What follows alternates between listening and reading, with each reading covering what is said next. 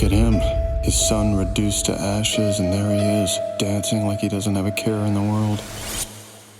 Hello, Dexter Morgan fans, and welcome to the Dexter New Blood Wrap-Up Podcast. I'm your host, Scott Reynolds, writer and producer of the Showtime original series, Dexter, and now the new Showtime special event series, Dexter New Blood.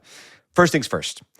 For those Dexter New Blood Wrap-Up listeners who don't have Showtime yet, visit show.com/DexterPod for a special limited time offer. You get to try Showtime free for 30 days, then just pay $8.99 a month for 12 months. This offer is for new customers only and expires January 3rd, 2022. So get on it. You don't want to miss where this is going.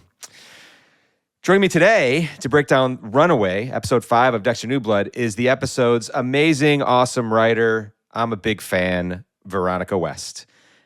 And later we're going to talk to composer Pat Irwin and music supervisor Michael Hill and discuss all the music elements. So let's get into it. Veronica West, hey. Scott Reynolds, so good to see you / hear you after about a year since we did the writer's room, yeah? Crazy, right? Yeah. Let's talk about your journey to becoming a writer. Okay. Because, what made you want to do this? How did it happen? Come on, let's go. Okay, let's go. I don't know. I hear a lot of people like, oh, they wondered what they wanted to do when they finally found their calling. And like, I think I have the opposite story. I just always wanted to write television since I was like 6 years old. So single-minded on that track. I went to Northwestern with Lauren Gussis, another famous Dexter alum, sorority sisters with Lauren Gussis. That is a fact for your fans. When I heard that, it all made sense. So I went to Northwestern for television writing and became a television writer. So it's kind of a boring story, but yeah. Like, what was the TV shows? What was the things that made you be like, how did you know that's what you wanted to do? Because I'm much older than you, but it takes a bit to, Barely.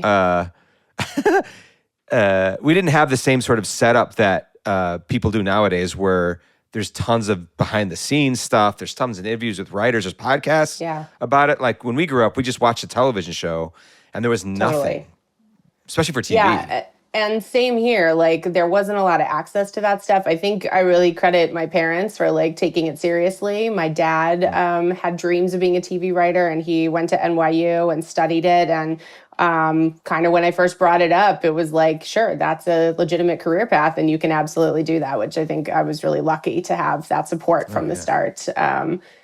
Probably the first thing that was super inspiring, like Friends was coming on when I was in high school. And that was just like so relatable and everybody loved Friends. And I sat down with like a desktop computer and wrote my own Friends spec in high school, like a giant nerd. Oh, wow. Yeah. Did you know that, Scott?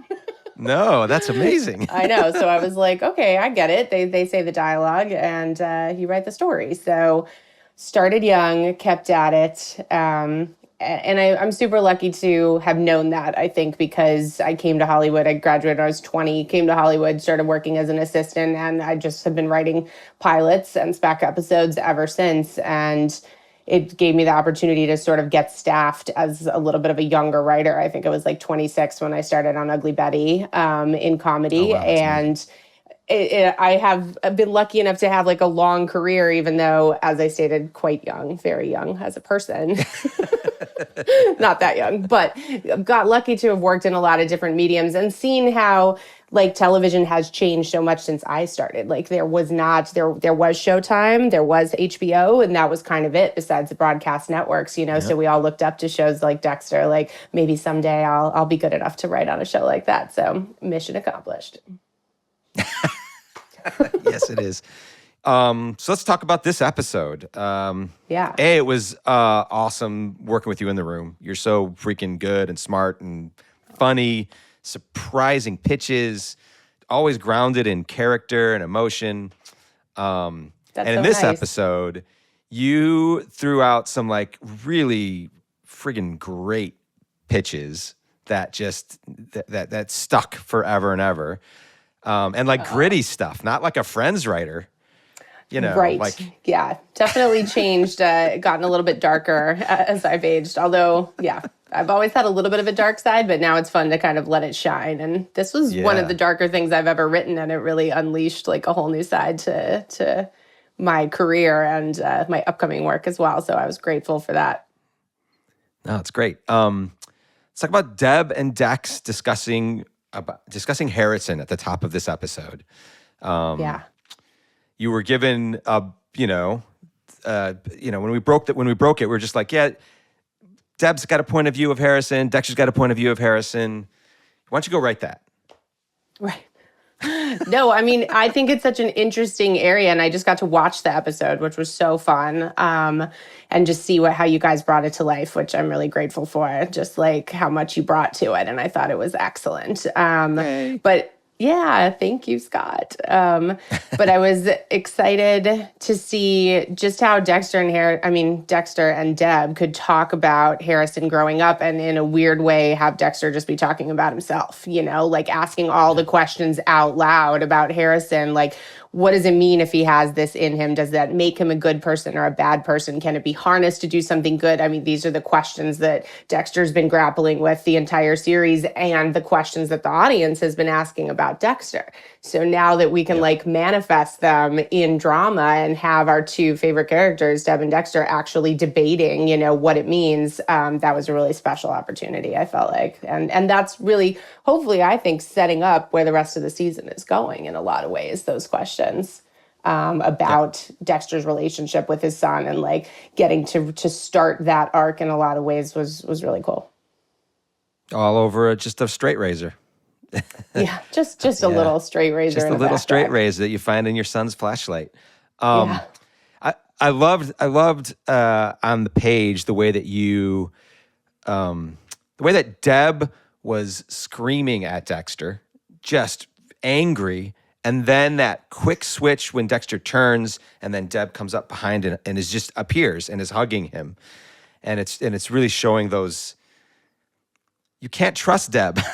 Yeah. In a lot of ways, She's a manifestation of Dexter's own subconscious, and she does reflect in this part of the series, she does reflect her own opinions and what Dexter remembers her opinions to be, but she's also speaking Dexter's inner truth in a lot of ways too. And sometimes, like we all have dissonant kind of opinions about ourselves. And that's why Deb can be that way too, like disagree with herself or, be comforting to Dexter in one moment and attacking him in another moment, because we're all sort of doing that to ourselves all the time, and we get to dramatize that through Jennifer, who did such an amazing job. It's been such a pleasure to watch her bring Deb to life in kind of a twisted, tilted, different way than she ever was before.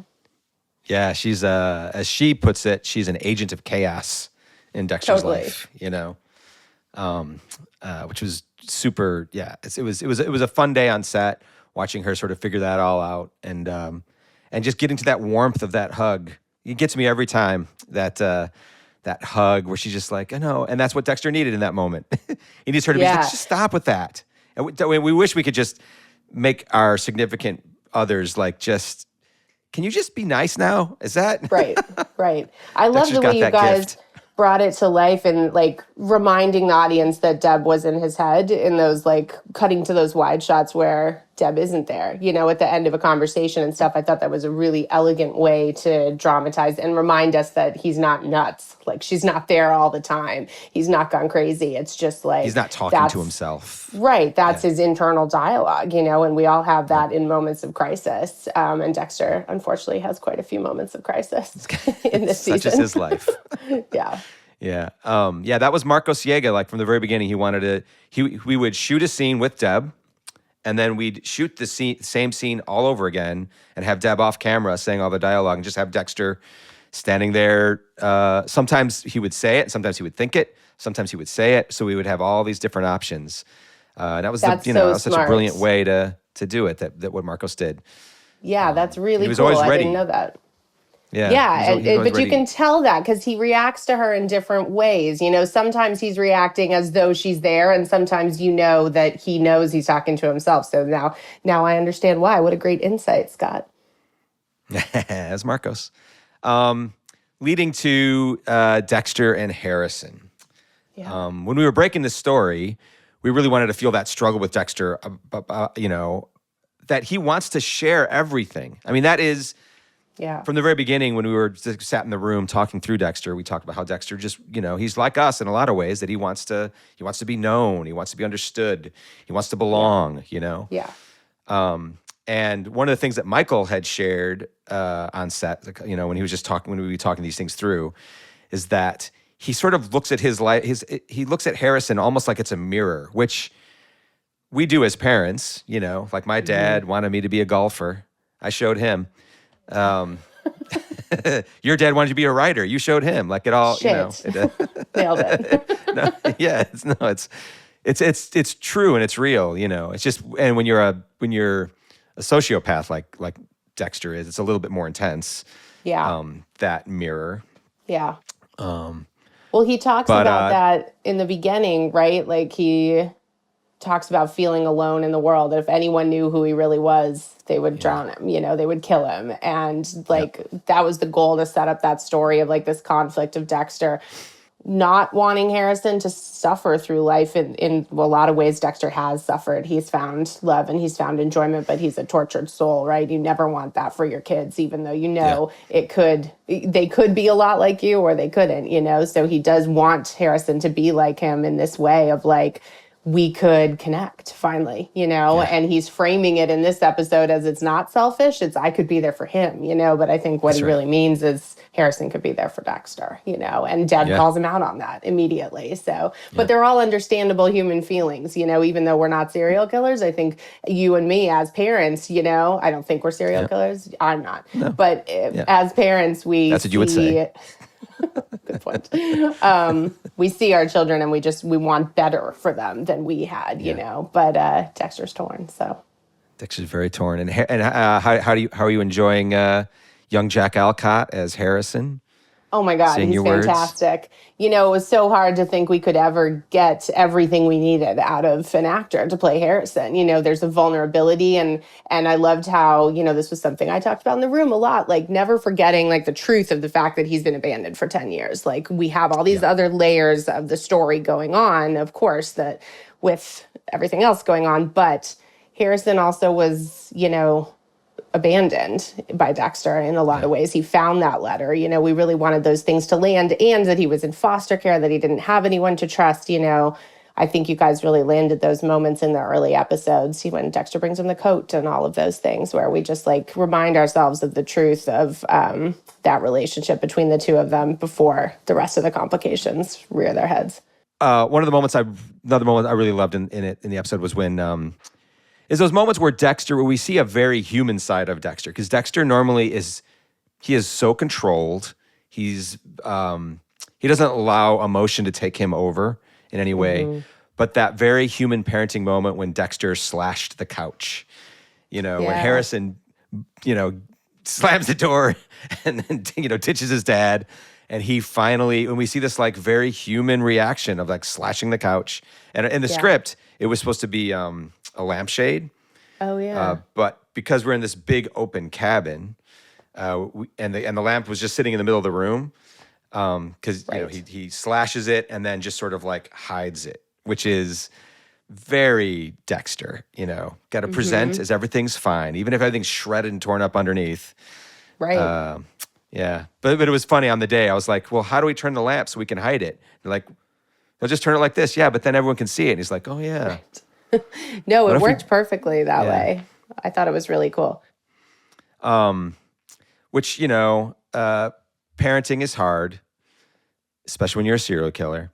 And Harrison gets invited to the kill list party.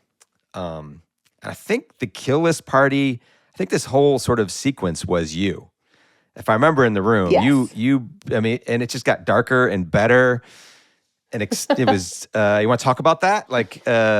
Yeah, I mean, it felt like a real kind of truthful high school moment. Like he's had a fight with his dad. His dad doesn't understand him. He wants to believe the worst about him. And he goes to just rebel and party. And what was cool about breaking this season, I think, was to get to explore kind of like what it's like growing up in this day and age, to the being much different than when Dexter grew up, and seeing those flashbacks of him with Harry and all of that stuff. And like, the darkness that is sort of inherent in the adolescent experience right now. And I think Clyde had the great pitch about climate change and just like knowing these teenagers these days sort of feeling like the planet has a death sentence and that's what they've inherited, you know, and like being jaded about killing and violence through the murder podcasts and like what Molly brings to the episode as well. So I think all of that builds up, and you have to do it justice in the party scene. It can't just be like red Solo cups and beer and like dirty dancing, you know, that's sort of past. So we had our euphoria moment, I guess, and Harrison was just kind of rolling with it, and things get dark. And what I loved about it is that it got to somewhere really vulnerable, and it got to this confession that he makes to Audrey. Which is, as you see at the end of the episode, starts to be like a catalyst for his Dexter's story unraveling. It's unraveling, yeah. It's hard to be a parent and a serial killer. We keep learning that again and again. Yeah, hard to be either, but both, wow. Both is just impossible. Yeah. How'd you feel seeing the party, seeing the drugged up sequence, the music, did it live up to your expectations? Was it? Definitely. I thought, you know, you guys kept it really personal and individual and like his POV of it, you know, like it was always about what it was making him feel and his kind of de-evolution to having to confront what he's really running from. You know, when you do party and take it a step too far, I think it's because you don't want to acknowledge something that's going on that's really bothering you. And from the minute Harrison found that letter, from the minute Harrison showed up in Iron Lake and Dexter said he wasn't his dad, you know, like that's the core issue going on. Like, who is his dad really? Is his dad a good person or a bad person? Does he love him or not? Can he trust him or not? And that's what he ends up revealing once his inhibitions are dropped. Yeah. No, it was a fun day in this big lodge up in the Berkshires or something. Yeah. I just love that, you know, Harrison walks in the room and they all think he's a hero, you know, after his dad. It was fun. The music was fun. We played, you know, real music bouncing around inside that house. For sure. And then we get to the cutting. That was you too. I remember you pitched that in the room. We're like, oh my God, that's perfect. How'd that happen? Come on. I don't know. I mean, it's hard. It's been like a year, but like watching it, I was like, oh, this is dark. Sometimes I forget what I wrote and then I'm surprised by it. So thank you for reminding me that was my idea. But I think when you're doing those party sequences, like it has to be specific, you know, you can't just say, oh, it's sex, drugs, and rock and roll. Like everybody's seen that before, you know? So I always came at this through the lens of like Harrison's experience and what would be troubling to him, you know? So that sort of like branding moment, which people do, like how would that affect him? And I love that the girls freaked out as soon as it happens. Like they're fucked up and think that this is like a cool thing to happen. But I think it's also pretty honest and true. Like why did I just ask this guy to cut me? So it gets a little nuts. Yeah, and that's like this sort of weird trigger of Harrison. It's no longer super fun because it was very important for Showtime at the top of the party up to that point that it looks like Harrison's finally having a good time. That Harrison's smiling and bouncing along, and it's accepting of the adulation that he's receiving. Yeah. And then that thing that's in the back of his head is there, that question that we've seen Dexter question about him wanting to slice people open or whatever. Right. And it's cool to finally really get inside Harrison's head, you know, like he's more of a mystery. We have voiceover with Dexter. We know what he's thinking, literally, you know, and with Harrison becoming a bigger and bigger part of the show, we don't have that access to his inner thoughts. So this was maybe the longest time we spent with him alone so far in the series, you know? I mean, I remember in the script, you were actually sort of worried. You were like, we're not with Dexter for like 6 pages right now. And then we were just like, no, this is the story we're telling. This is it's about Dexter, but this is Dexter too. Yeah. Everything that's happening is about Dexter, you know? For sure. And by this point in the season, I'm so invested in Harrison and what's going to happen just as an audience member and a viewer. So I was excited to get to see Jack perform that. And so as Harrison is off self-medicating, Dexter is self-medicating. which is, again, it's like Dexter at his most human in a lot of ways. Right. Dexter hanging at the bar with Tess. He's not going there to like hunt anybody. He's not going undercover to figure things out. He's going there because he is genuinely at a point in his parenting life where he doesn't know what to do. And where do you go? Yeah.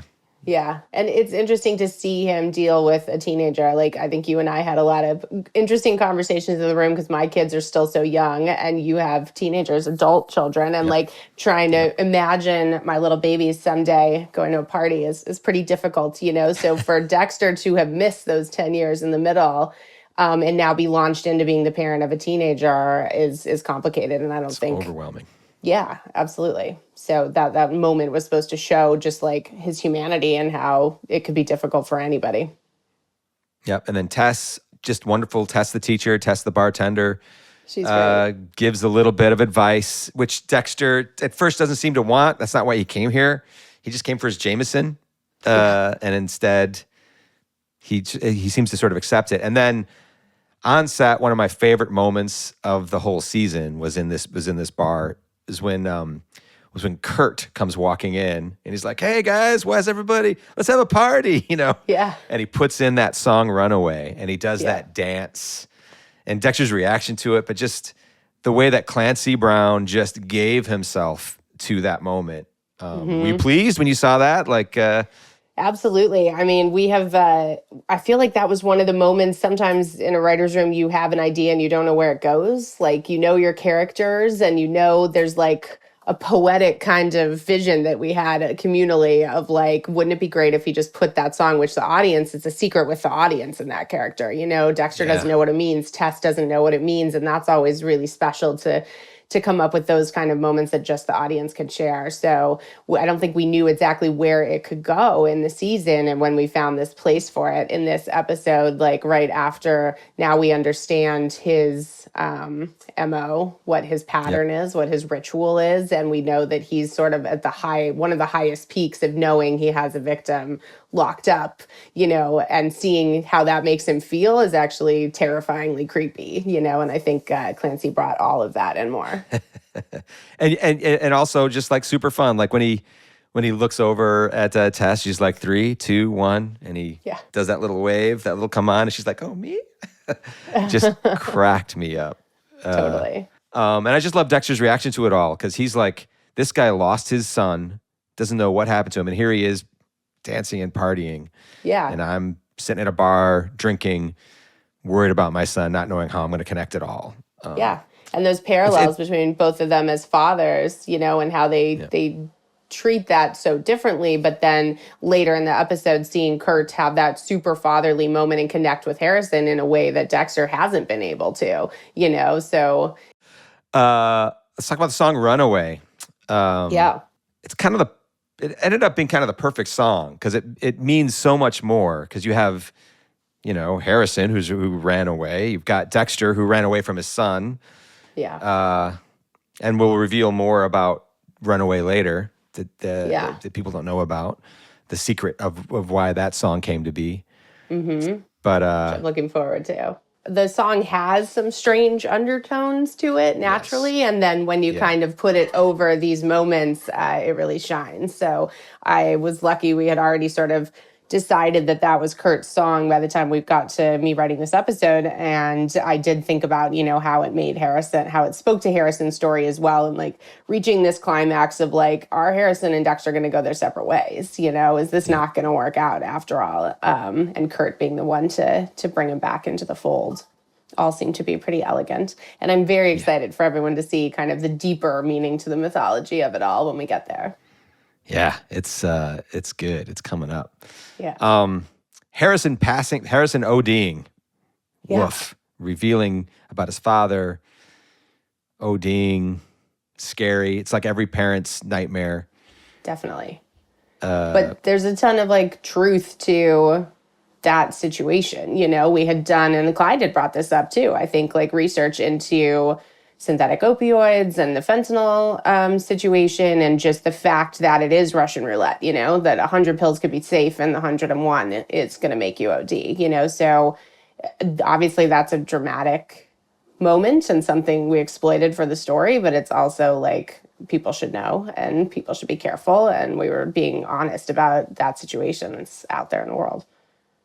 Yeah, and it was sort of Logan's time to shine too, Alano, in this episode when he saves Harrison's life with a Narcan, and then immediately Harrison inadvertently looks to poor Scott, who gave him the drugs, and we get to see Logan.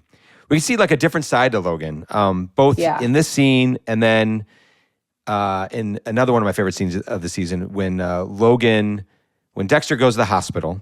He just rushes in. He gets word that his son is OD'd. He's had the past 2 episodes, he had to run to the school and run to this. It's amazing what having kids will do to you. I can't imagine how many times I've gone to the emergency room with my kids so many times. Have you? You have. Yeah, I think we've all talked about. Unfortunately, yes. But the joy of Dexter and Logan giving parenting tips.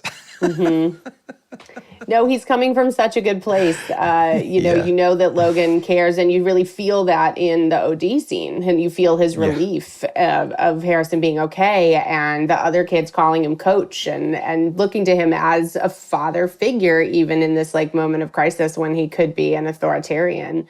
And he does turn into one, so Logan sort of feeling like he knows what it's like, and then seeing Dexter's true fear, what that feels like when your heart's being ripped out of your chest, when it's your kid in that hospital bed, and Dexter so Logan having these really good intentions, and Dexter coming back at him with like, you have no idea what this is like they're both sort of speaking the truth, so you can empathize, I hope, with both characters. But I also love Logan in the interrogation scene. I thought he was, he was scary, and that was unexpected and cool, Yeah, because he cares about these kids. He does. Let's talk about Kurt and Chloe. Again, this was another one of how Chloe, we knew when we were breaking this that we wanted Chloe to sort of fight back and to be, to do something different, because we already saw, as you said earlier, how Kurt set up, what Kurt's ritual is. Right. And here's someone that's going to sort of screw with it a little bit. And so you laid the whole Chloe thing out on the day. Like how she's going to fight back and how she's going to use who she is. Yeah, well, look, I'm sensitive, as like one of the higher level female writers in the room. Like we're doing a story about women being victimized. I mean, and there's a lot of reasons to do that story. It's true to life. It happens all the time. This character has deep-seated motivations for doing things this way that we will uncover later in the season. So once we understand that, but, we did see what he did once, and it felt like, why see that again? Why see the pattern repeat itself? Then it just gets exploitive, So actually having Chloe say, I'm going to fight back. I'm not going to do things the way he wants me to do them, even till the bitter end, knowing that she's going to die, that's what made her take her power back and take some control back. And even using her sexuality that way, I felt like was unexpected and like a kind of weird, twisted thing to see as she was like, seducing him so that he would come in so that she could attack him, and when we reveal that she has this like shiv or whatever under the pillow, you start to understand, this was not about giving this guy what he wants, which was not what he wanted. It was about luring him into her trap, Yeah.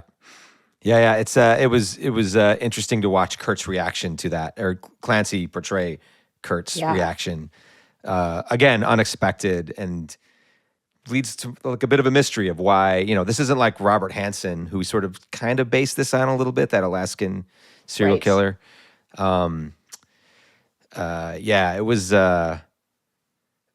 Chloe's decision to not go along and fight all the way to the bitter end was brilliant. I love that final just rushing at him because she knows this is the only way. Like it's brave and strong.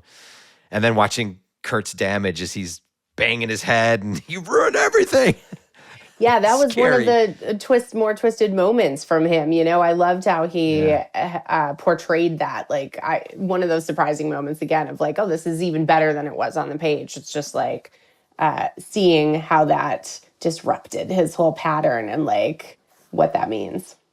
Yeah, so great. And then you get to write Dexter on the Hunt twice in one episode. Yes.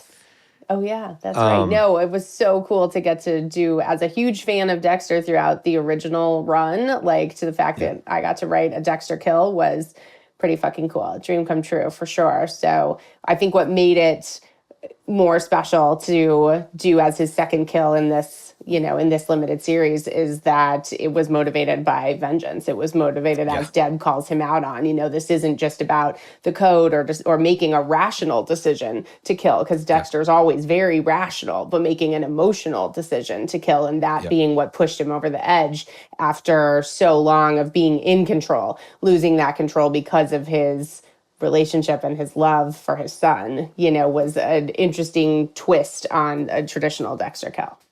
Yeah, and it made it messy. It was like, he can't fix his son, so I'm going to fix this, which I feel like every relationship has that moment.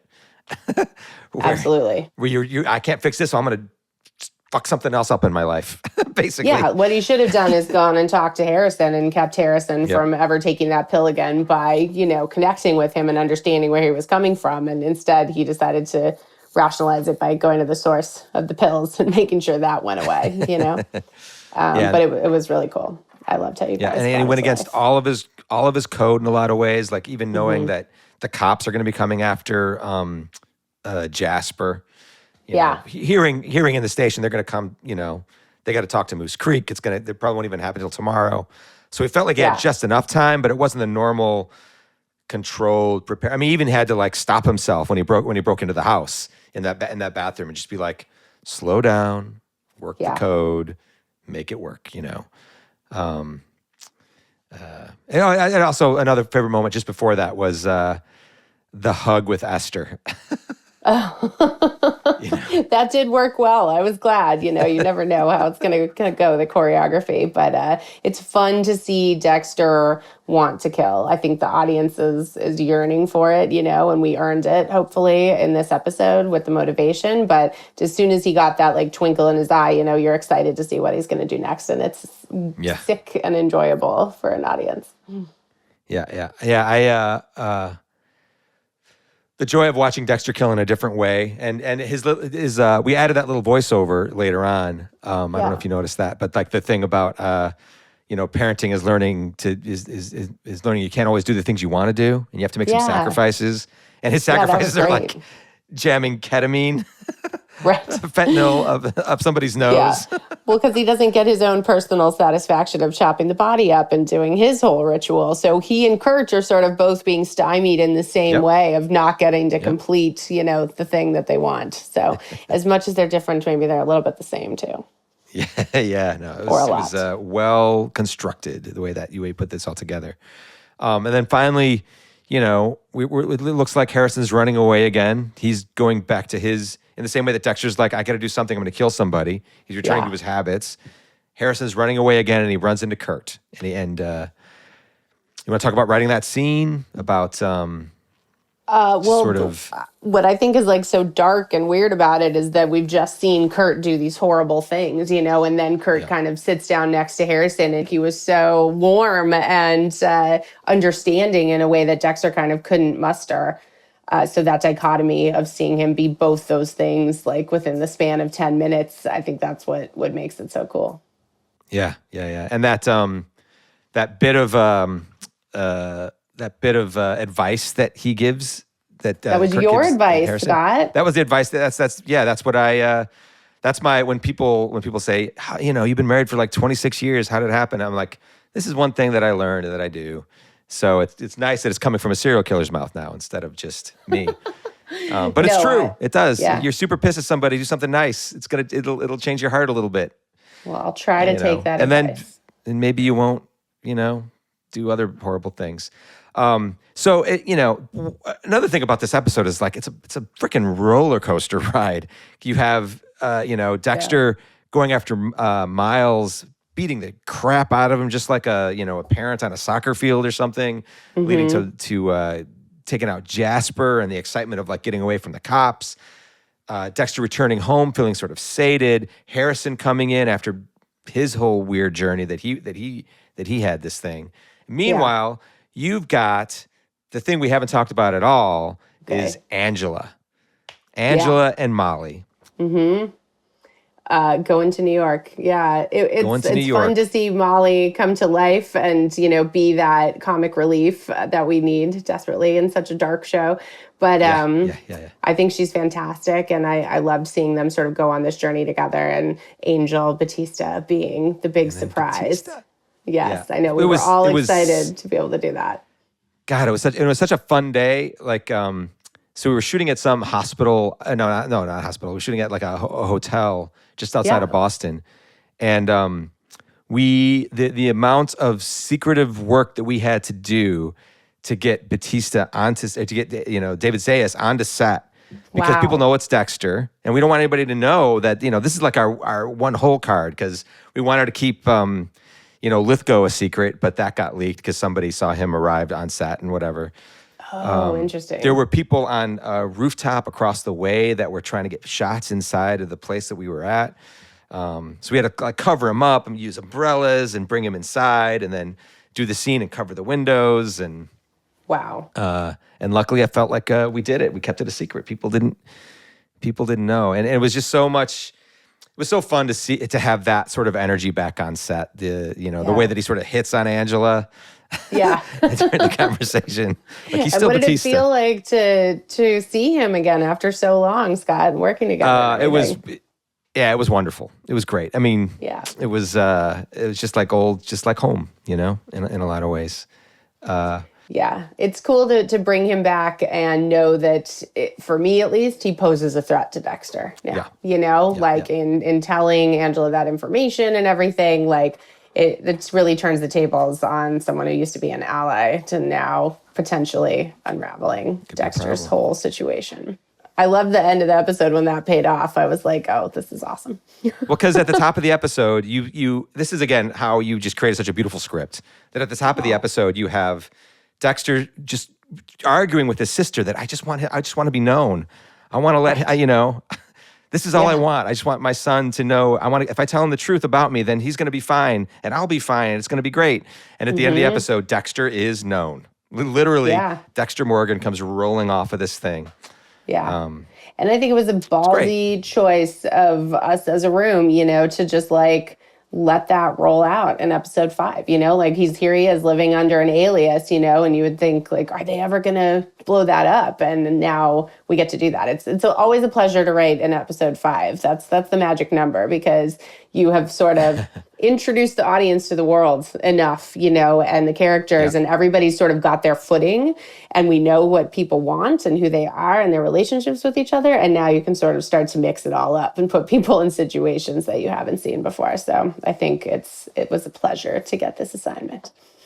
Yeah, no, I remember even when we turned in this outline to Showtime, they loved it. First of all, they thought it was just brilliant writing all around and great storytelling, all of that. And then, but their question was, they were like, "Is it too soon? Are we giving up too much stuff?" And we're like, "Well, don't worry, we'll get you there." Did you notice the final song at the end? Normally we have a little Dexter song, and over the credits, we have we put in Princess Goes to the Butterfly Museum playing. So it's Michael C. Hall. That's who you're hearing sing, and his band singing the song Ketamine. Oh my God! The song, what did he think it was so of that? perfect. Oh, he was he was very happy. It? Yeah, way into it. But it just felt like this is the episode to lay that in there. It's a cool little Easter egg. Most people won't even realize it. But that's awesome. Yeah, it's a when it was funny when Michael was when we were pitching the season to him and he was reading scripts and all of that. He was also writing a record for Princess Goes to the Butterfly Museum.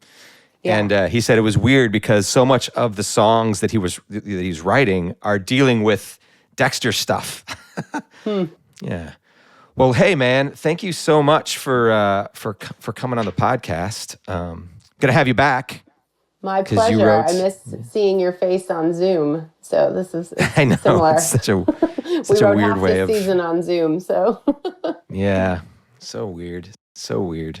Yeah, It's gonna I'm be so all excited right. for people to see where this season goes. I think in a lot of ways it's familiar, and we're reintroducing people to this world for the first couple of episodes, but it goes places that the original never did, and shit gets weird. And I'm so excited for people to keep watching. Me too. Me too.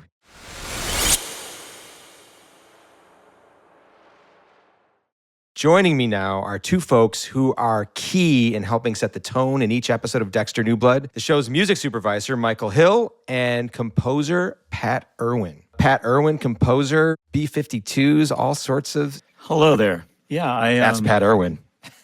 My name's Pat Irwin.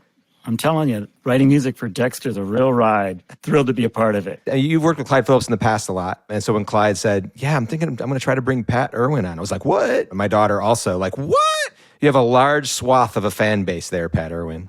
And Clyde Phillips being one of them. It's nice to have that working relationship. It makes it easy to collaborate, which it's all about. Our other person, our music supervisor, Michael Hill. Hello, Michael Hill. Howdy. When the two of us read Trouble Boys, the replacements thing, and suddenly we realized that you're all over that thing, that was pretty cool. You've been doing this, supervising music and otherwise, for a long time, huh? That's right, yeah. About 15 years of this, and actually 15 years of surviving the record business.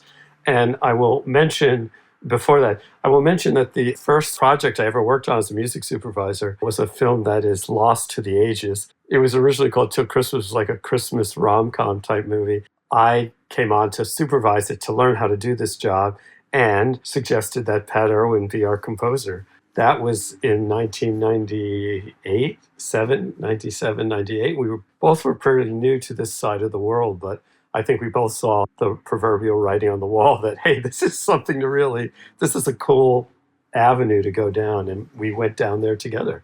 You want to give a quick recap of what a music supervisor does for a TV show and movies and all that? Sure. It's in the best of times, it's really being a part of the creative team to figure out what pieces of music beyond a composed piece of music are going to be in the show. For example, at the start of Dexter, we have him running through the woods of New Blood, and Iggy Pop's The Passengers playing, and it's there in this montagey way to kind of make things fun, set a certain tone, slyly mention the passenger. And not long into the show, we have another song, Dan Auerbach, King of a One-Horse Town, which kind of sneaks in almost as if it's score, but then both lyrically and musically kind of sets a mood. Like Dexter is this easygoing guy named Jim Lindsay living in this little small town. So my job can help create that mood with existing pieces of music. And on the less exciting tip, I have to make sure that all of it is able to be licensed, that we can afford it, and that it's legally ours to use. So,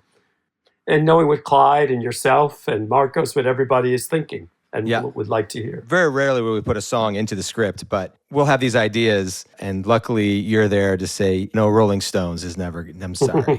Let's talk about your background and sort of like your journey to Dexter. Yeah, had you guys watched the original series at all? Were you sort of aware of it? I was both a fan of Dexter and, having worked with Clyde, became very much a fan of his whole sensibility. And I think both Pat and I learned over the years on Nurse Jackie and then on Feed the Beast, the way he thinks and conceives things, and then brings on a team that presumably mostly like-minded people to realize that vision. Yeah, it's tough because you've got Marcos, who comes from music videos, so he knows music a lot, and Clyde loves deep dives. And like, if he's not reading some sort of music biography, I don't know what he's reading. A lot of music coming around the corner on this show, it seems like. It's a big change, I would say, even from this season, that we were trying to get more, what's the word? It's not score. Is it score? What is it? Help me out here. Source music, or people call it diegetic music if they want to be fancy. But I think the old Dexter just did such a lovely job in a very different climate of combo of score and music that made you never forget that you were in Miami. It was very warm and very different. And I think here, having the songs help create a different mood. It's a different piece. It's a different work. We're in a completely different world. And Dexter himself is a kind of a different guy. So it's fun to change it up and not repeat those things.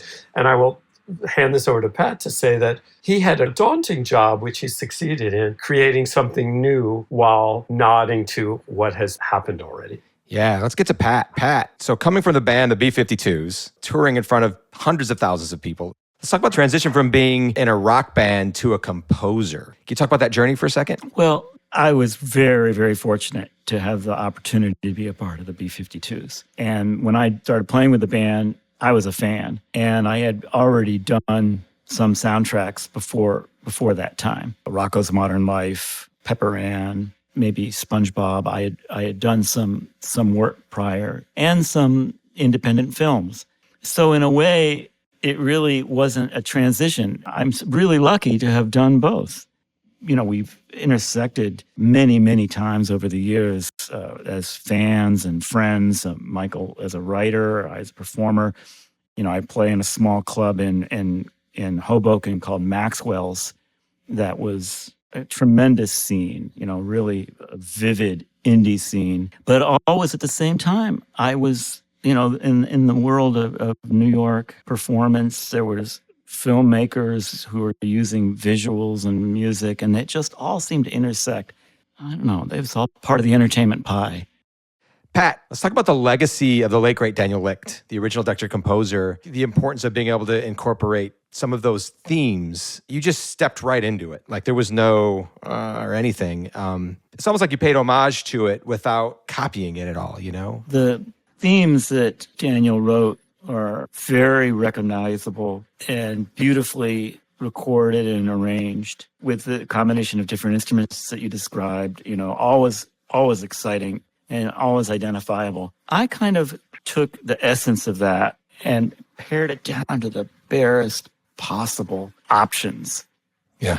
If there's, just a couple notes that I can use that will evoke it, the aforementioned guitar feedback and an old synthesizer, which has some noise and hum and an old Moog, and I would make some old-fashioned loops that kind of churn away underneath it. I think it helps that I love that music, those themes that were used in the original show. Really A-plus writing. So evoking those themes is challenging and fun. And I don't want to copy it, right? But I want to get to it right away. We're not in Miami anymore. Right. We're somewhere else. We talked about using a very ambient sound, which I think is challenging because that original score is so melodic in beautiful ways. It's just been a challenge that listen. Dexter has a lot of fans, and I think one of the reasons why it has a lot of fans, it's a really compelling character, but the music is also part of that, and I'm nervous about alienating the fans. I don't want them to be put off by this sound that we've got going. So I like bringing back pieces, shards.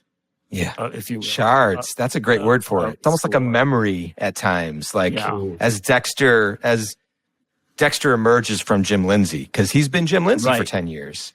And you've been very spare and careful through episode 5, not revealing him that often. And when in episode 1 in the pilot, when he's finally in the kill room and the theme interpreted by you, Pat, begins to reveal itself, the blood theme, it was such a thrill, particularly during a pandemic, to finally be in a room with a whole bunch of people. At the premiere. All of them fans. And when that came on, just people went bananas. And I think it was a tribute to what you were able to do musically. It was so seamless that everyone fell into it. It was perfect and quite a tribute, I think, to how well the score turned out, that everyone just flowed right back into this thing. That had to feel good. Come on. Even you smiled, huh, Pat? Yeah. He did. I was sitting next to him. I did, as a matter of fact. But listen, both you, Scott in particular, there are things direction that you've given. I don't take it lightly. Oh, I know. Yeah. You say a little something, I want to stick with that. Same with Clyde, same with Marcos, Michael C. Hall. You know the show, you know the characters, you know what you're going for. And what's interesting sometimes about score is that sometimes it's just something, and it takes a little bit extra to get the right thing. Yeah. You in particular, Scott, you have this sort of feeling about the old tone, some of the old themes. you're the keeper of that, and it's fun. No, it's the way the process sort of works is we'll sit down, Zoom or whatever. We'll be Zooming along with a clear view, watching the episode. Editors will put in, when they put together, the editor and the director, they put in their version. They'll put in the sounds like sort of stuff, especially at the beginning. But as the show goes along and we have more and more music cues, we're able to put more and more of your pads and your cues. And we'll talk about the cue. We'll talk about the intention of what we really want to happen here. And you're always amazing, Pat, in the way that you're able to take our, like, the intention of this should be that blah, blah, blah, whatever. You sit there, we see your head go down for a second and you look up. And then we say, no, you're on mute. And then you unmute yourself. This is what we all do. This is the new world. And then you thoughtfully go ask questions about, try to narrow that thing in. And then it's always so exciting when we get to do the music review. Like we did one today for episode 7. It's so exciting to be like, he did it. He did it, and then you're also like amazing in the way that you'll do it perfect. And then we'll look at it and it's like, we're missing this one extra thing. And then you just, we'll give a little note and it's like a miracle. It's amazing how you're able to take it, interpret it, and create these feelings and connect it with picture and with people and with conversations and not overwhelm it and not, Mickey Mouse it or whatever. I mean, that makes me really happy. At the risk of blowing my cover, I'm not coasting. I'm not None of us 100% sure that I'm getting this right. And I think that's a testimony to the complexity of the character. This character is complicated. I want to be someone who's contributing in a way. I don't think I ever go into it thinking, I know exactly what this needs. I've got these notes in front of me. I've got to make some changes. There's one moment where I'm just going to have to think on it a little bit to get it exactly For the record, right. It was like 95%. You were on point, amazing. And that's how it mostly is. That's how it is almost every time. Yeah, that was a pretty great stack of notes, I have to say. I appreciate that. That's cool. I mean, that's what I want to hear. I want to get it right. I want to be there. I want to be in the snow and get it right with everybody. Yeah. When you compose it, do you like read the script and think about it and then do it to picture? How do you, I mean, right now, to sort of paint a picture to the people that can't see you, it looks like you're in your studio. There's music instruments all around you and microphones and all of that. You want to talk about that process of? Yeah, I mean, I did get the scripts and I had a general idea. I knew they were in upstate New York and I knew it was going to be cold. I knew that Dexter, he wasn't the same person. And really, Michael and I have been tasked with putting this together where it's not the old Dexter, it's a new version, yet he's not completely changed. We have to allude to it, acknowledge to it. I look at the scripts, but it was the images that finally hit, this stark, cold place. In a way, it's very solitary and austere. I started recording using old synthesizers along with some new ones. A funky old guitar where I used some feedback. Luckily, I got some really encouraging comments about using some of those sort of old guitar sounds, not in a traditional way. It's not like guitar picking. It's an atmosphere. And he uses a lot of different countries' instruments, like strange, odd string things that are made from bone. Because Clyde and I would go to his studio back on the old show. He would excitedly go, got this brand new whatever, Zitar, I don't know. And he was always branching into that because that was the feel of Miami, as you were saying, Michael Hill. That is, it's a bit more the world. It's Cuba, it's Latin, it's America. But Iron Lake is not that place. No, I mean, it's very austere. Yet, there's still some of the tone of the old show. And when it gets to those parts where it's kind of whimsical or winking in amongst all this darkness, I tend to lean towards just letting that wink all by itself. Yeah, I mean, we'll watch the episode together and talk through music cues and diegetic stuff or pop songs we want or score. You Pat, thinking that's very important for the town of Iron Lake, that it's not Dexter alone in a cabin. There's something a bit more light And so that sort of Iron Lake theme, dun, dun, dun, dun, dun, dun, dun, that you created, it took me a second. I was like, oh no, that's exactly right. Because that goes to character, right? Yeah, I mean, this idyllic place, it's probably not all that idyllic. It was just being able to set the tone for this place. Very austere. And at the same time, there's kind of an odd icing on that cake. In that particular cue, which is when Dexter's walking out of the bakery and on his way to Fred's Fish and Game with some pastries for his boss, not long after that, you have the intimations of, is there somebody following Dexter, which we're going to learn who that actually is. Edward Olson, the big financier, comes by in his helicopter, and there's a bit of ominous stuff. So it's so nice, and it's such a great misdirect early on to just have this kind of happy-go-lucky theme. And I feel, in a way, that's the hardest thing to do, to go counter to what you know is coming. That whole sequence is very, very natural. Puts you a bit more at ease to be shocked when the other stuff starts happening. Yeah, I mean, I just didn't want to draw too much attention to itself. There's kind of a solitary feeling to writing music for film and TV. Sure, it's a collaboration. It's a really important collaboration. But often, you find yourself by yourself. And I just, for some reason, didn't want the music to draw too much attention to itself. Let's not overstate this, and so the Iron Lake theme, that was a moment where, I didn't want to make it too whimsical and charming with glockenspiels and whatnot. It just sort of fit into the tone that could possibly come from that place, I thought. Yeah, no, it's great. It's fantastic. I could use more cowbell, but other than that, it's, yeah, but what couldn't? Going back to Michael Hill, not Hall, you started your career in the music industry as a A&R rep, right? That's correct. Yes, that was to date myself completely here, in 1983. I started out every Friday, I get the new vinyl. By the time I left Warner Brothers, we were not just getting CDs, but we were all being threatened by Napster, which is why I saw the writing on the wall.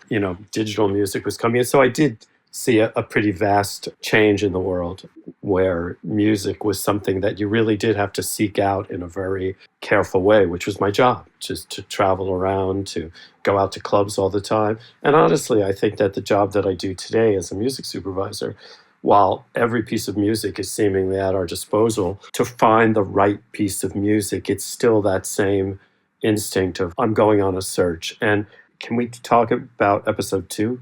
Oh yeah. We're this is for episode 5. So anything 1 through 5, if there's specific things you're super proud of or whatever, let's talk. Okay, let's get into it. I certainly want us to talk about episode 5 and that great party. But in episode 2, we had to switch out a song when the Runaway is trapped, and she doesn't realize she's trapped, and she thinks she's just got this incredible benefactor giving her chocolate and champagne. And we had a song, we loved it, and then we had some contractual issues, which is what happens. That's the unfun part of my job. And I really spent like 2 or 3 days like, what the F am I going to do? It's true because you helped us fall in love with that song so much, Yeah. and it felt, at a certain point, you just feel like this is perfect. Nothing else could. Yeah. And then suddenly it's like, nope, you can't use it. And we're just all like, all right. No, it's like your engagement. Your That's engagement right. is off. You're not getting She married. just got on the bus with Dustin Hoffman. So as I was thinking, I just began to think more and more, like we had the idea of an old song, a 60s song. We wanted the theme of the good life. We tried a bunch of things that kind of worked, but nothing just set everybody on fire the way the original one had. Then I just started thinking about tempo, and and out of the blue, honestly, I was like, shoot, what's that Beck song I love? Black Tambourine. Yeah. And it's one I always kept close because it's got that wonderful, almost Bo Diddley beat, which lends itself to cutting picture. And that really is one of the reasons I felt this could actually work. We put it in there and immediately everyone was like, yes, we found it. We were all super excited. Yeah, we all goosebumped. And we had about 3 days before the mix. So it's also that sometimes standing on the precipice and having to make something, it can be a great motivator as well as a great source of, panic and distress. But in 105, I think we had a lot of fun looking at that party And I have to say, big props to David Leonard and Jacob Wax, our AE, we call him Wax. They took a bunch of songs that I contributed songs. Let's talk about that just for a second. Like you give everybody a party's coming up, and so you're like, you give like a mixtape basically. Yeah. Of a bunch of songs that could work. Yeah. Okay. And you guys had suggested things too. And for the audience, everybody sort of throws in their ideas. And I will, if you say, hey, we have to have that Kanye song, I'd say, well, I may not actually get that one cleared for you.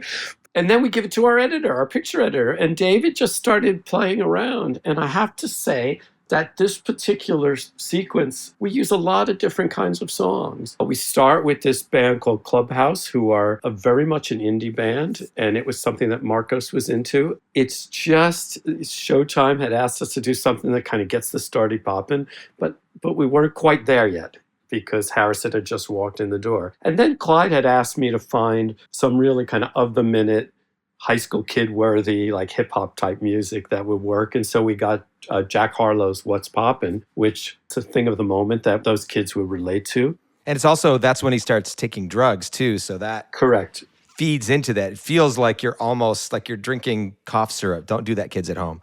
But it has that kind of feel to it. Yeah. Yes. And it really worked. And then the Thai Teg song, I feel where that works, it's just a moment almost of repose in the party where things for everyone except Harrison are chilling out just a little bit. And to me, that song really makes me think of the 80s because I'm an old guy. But that's a compliment to the artist, I think, because it has that feeling where Susie, I think someone might. Yeah, that Susie and the Banshees vibe. And to me, that's gold. When you find indie artists who remind you of something that might be bigger and more famous, you're keeping everybody in the moment. You're also not paying as much, and you're also, dealing with a great young artist. But then when Harrison's really in the thrall of the drugs, we have two songs. We have Travis Scott's Goosebumps, which we really kind of morphed into this very trippy little business. And this song by a DJ named Afrojack, who has a ton of stuff. If you go on Spotify, he mixes everybody's songs. But this was a song of his own called Boom Boom Pow. And just as Harrison is realizing I'm really out of it, I felt that David placed the song, sound design-wise, suddenly we're in the middle of Harrison's head. And it was a thrill just to see what those guys did with the music that we gave them. That's the magic of everybody putting their heads together as a team. And out of that comes this really cool scene where music is at the heart of it. It's amazing how much you, Pat, and you, Michael, have to work hand in hand with the editors. And Jordan Ross, our music editor. He's a musician and a drummer by trade. One of the reasons I love working with Jordan is he always knows where to cut. 5 is probably one of our more music than most, as far as like songs, pop songs or whatever.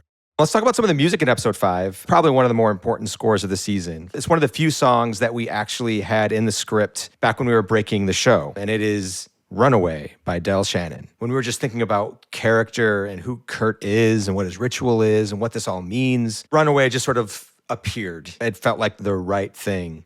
Getting Runaway. I remember it was quite a journey, Michael Hill. There was a point where it was sort of like, I don't know, we have to think about a different song. I'm not sure. Because there's also the scare of, like, what's the process? I guess that's what I want to get into. Because it's one thing to be like, it's a great song that's happening in a bar. It's Blondie in episode 1 and Dexter's line dancing. This is tied to a big bad. This is tied to evil deeds. It can control the flow of a song for a while. When I think about, like, Quentin Tarantino, what he has done to Caught in the Middle with You, right? Is that the ear slicing? Stuck in the Middle with You, yes. Like, he claimed it. Yes, no one can unsee that. And that was really memorable because he was among the first, certainly in the world that I come from, to do that counterintuitive use of a music cue. This really cool MOR pop song while this horrific thing was happening. And I think people subsequently have either used it really, really well or done the idea to death. So one has to be quite careful when you do that. With Runaway, the good news was this happened well before you guys even started shooting. There was a whole team involved. Showtime's music legal, the clearance person. The good news for the nerdy bunch of people who really want to know what goes on behind the scenes, the publishing for Runaway and the master recording of Runaway are owned by the same company. So that actually, which made it a little easier to deal with. And I think that Runaway was really a thematic just sort of glue for the season, made it more attractive to like, are you guys willing to let us do this? So I think the fact that it wasn't just, hey, we want to use it in one scene that is a little kind of nasty, but rather we're going to build this through the entire season. And bonus, it's in the promos. I mean, it was, that song was used so well. So I know someone could complain and say, no, I don't want to do this, but it was a wonderful feature for that song. And much like you say, like Stuck in the Middle with You, we do remember it from Reservoir Dogs, but we just remember the song and we want to play the song. So it's a win-win for the company, for the estate of Del Shannon. And it also gave us a clue with one of our characters, Kurt, of songs that we might feel, other songs that work for this guy. When I first read that, I was like, holy, like, are we really going to do this? Is this madness? Because it can really blow up in your face, but it didn't. We were both very lucky, and I think it's a tribute to the power of Dexter, you know, that people want to be involved with the show. Also that it was presented and written in such a way that none of this was gratuitous. It all made sense. That was a lucky break. I'm particularly impressed, I got to say, with the way it's used in, is it 103 when we first see the runaway being chased. It's just, that blows my mind. That particular scene is one of my most favorites. And just the song works perfectly the way it starts, the coldness of what's going on. It's the really needle cool. dropping on the record, the little 45. You can go south so fast with those kind of ideas. and this worked. My only question was, if I had more time, it's like, can we visifex a record label more distinctly? Which is always the thing that I nerd out on. Like, no, that's not what the label looked like. I have that 45 here at my house. Yeah, I know it's pretty great. I'm trying to remember, are there any other like key songs we should talk about, like that you feel? I got to say, watching it on the big screen, I thought Haunted, the Love and Rocket song, really worked well. It was just at the cusp, I thought, of up to that point, the Iggy song, the Auerbach song, everything was more or less sort of cheerful. And then when we get to Love and Rockets, we're in between, because that song is kind of cool and there's a wonderful syncopation to it, which helped in terms of the cunning of that scene. But it's also pushing us, we're getting a little farther into the dark side. To me, that was a wonderful little turning point in the story.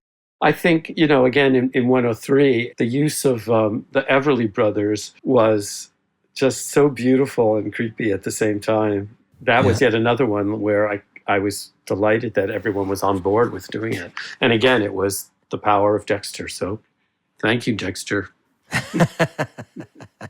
And, there's lots of little things in there, too, that we throw in some nice indie songs, and our jukeboxes, I can tell everybody, are full of old R&B and rock numbers. And if you go onto Spotify and look up a company called the Numero Group, they salvage a lot of regional artists from yesteryear, from the 50s, 60s, and 70s. A lot of great old soul music, stuff that kind of went by the wayside and that I find is very evocative if you're using it in a textural way.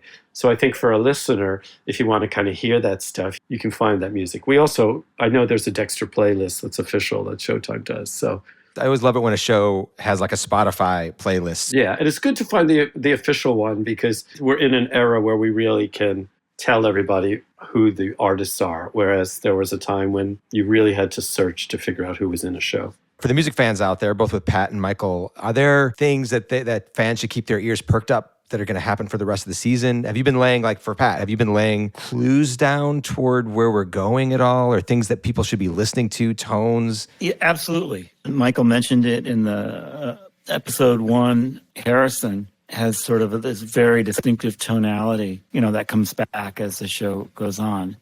It might be a little too subtle, but in episodes 7 and 6, I think I bring it back. Kurt, the bad guy, I'm just having so much fun with these 3 notes, B flat, minor, going, and then going down a half step, how much mileage can I get out of the least amount of stuff? And so Kurt has this 3-note theme that's kind of gradually merging in odd ways with Dexter's notes as well. The keys are getting closer to one another. Now, it always feels like you are building the characters and we are following them along. These very emotional themes that you have created that are spare, but they are there. And they never get in the way of the scene, but they inform the scene. They never get in the way of the acting. They're not trying to tell us things, but they are telling us things in these sort of like beautiful, subtle ways. Big fan of you two. Mm-hmm. Look at me. Well, it also, with all these things, at the best of times, you end up becoming a team, whether with the picture and with the music, because you begin to know who everybody is, both behind the camera and also what's happening on screen. You have an idea of everyone's sensibilities. That's how you can really make things work, because you know what showrunners and EPs are responding to. You know what the editors like. And of course, I always tell everyone involved in music, get to know your editors. Those are your first lines of defense and everything. And then, when we all get together, I think we begin to all think as this kind of single organism. And when that works, it's terrific. Then you just feel sad when you get to the last one. Yeah. No, it's true. It's like a little family. Can I give a shout out to, please. Since Pat won't say this himself, that Pat's current group for outside of his composing work is called SUSS, which Scott has mentioned, SUSS, and I just highly recommend go on your favorite streaming service and find it, particularly for if it's a nice chilly night out. It's just perfect. I write to it now. Like, I remember when Clyde was like, I want to bring Pat Irwin on. And I was like, the B-52s guy? And I couldn't wrap my head around that sound. You know how you sort of get locked in on a sound. And then he forwarded me Sus. And I was just like, oh, it's wonderful. It's like Carpenter. It's amazing. It's great. It's great. And the PS to that is that one of his earliest bands, which I saw countless times in clubs from Maxwell's to Danceteria to Radio City Music Hall, was called the Ray Beats. And the Ray Beats really did pioneer a sound. It's almost like surf rock meets Philip Glass. And Philip Glass produced one of the records. And it's a sound that has permeated a lot of what happens in composed music. And we brought Pat in for the 3rd season of Bored to Death on HBO. And prior composer really was very much inspired by the Ray Beats. So it's like when we got Pat there, I think we were able to really bring into fruition a sound that had been kind of percolating for a very long time. So I urge you to listen to the Ray Beats stuff too. It's really cool and well ahead of its time. Yeah, super great. Our camera operators are in a band, and they're in one of the, you could hear them in the background. That's right. The band is called Small Drag, and they're in episode 4 when Dexter is hustling the drug dealer in the bar. Super, super great. Cool folks. People behind the camera, and then we hear them in a bar, and they're the right music for that bar. It's wild how you're able to sort of like hear a sound inside the diner, hear a sound inside that dive bar, the truck stop. Yeah. And you know where you are because of the songs that you have guided us into, Michael Hill. Hey, listen, thank you so much, Michael. Thank you so much, Pat, for coming on the Dexter Wrap-Up with us. I've enjoyed every minute. Thanks for having me. Oh, yeah, it's great. It was great. Yeah, thanks for having us. This was fun. Thank you for opening up our ears and eyes to all of the things that go behind the scenes to make this show what it is. And that's a wrap for this week's episode. Listen every Tuesday and subscribe to the Dexter New Blood Wrap-Up wherever you get your podcasts. And watch Dexter New Blood Sundays only on Showtime. This official podcast of the Showtime original series Dexter New Blood is produced by Showtime in conjunction with Malka Media.